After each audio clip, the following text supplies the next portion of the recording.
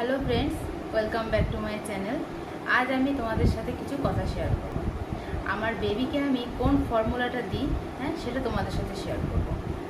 তো চলো শুরু করা যাক। পুরো ভিডিওটি দেখলে আপনারা বুঝতে পারবেন যে আমি কোন ফর্মুলা আমার বেবিকে দিই, কোন ফর্মুলাটা বেস্ট ফর্মুলা।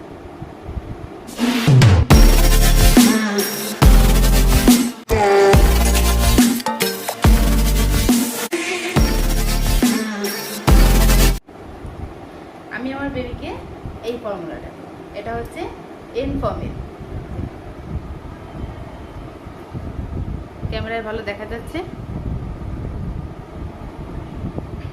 আমি এখন আমার বেবিকে স্টেজ 2 খাওয়াচ্ছি। স্টেজ 2।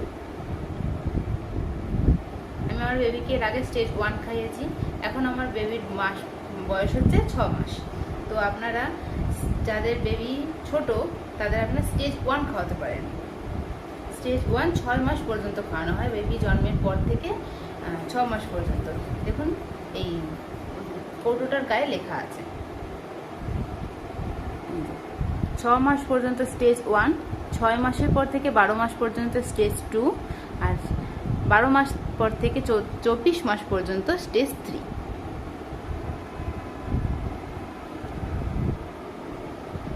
এটা হচ্ছে বেস্ট ফর্মুলা। আমি আমার বেবিকে এই ফর্মুলাটাই দিই। আপনারা ট্রাই করে দেখবেন। যদি বেবির শরীরে শ্যুট করে যায় তবেই ফর্মুলাটা খাওয়াবেন, নাহলে বাদ দিতে পারেন।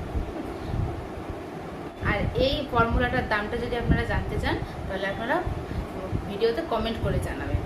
এবার আসি বোতলের বিষয়। এইটা হচ্ছে ফিডিং বোতল। দেখেছেন ফিডিং বোতল, এটা এখানে লেখাই আছে। আমি দেখাই বোতলটা খুলে।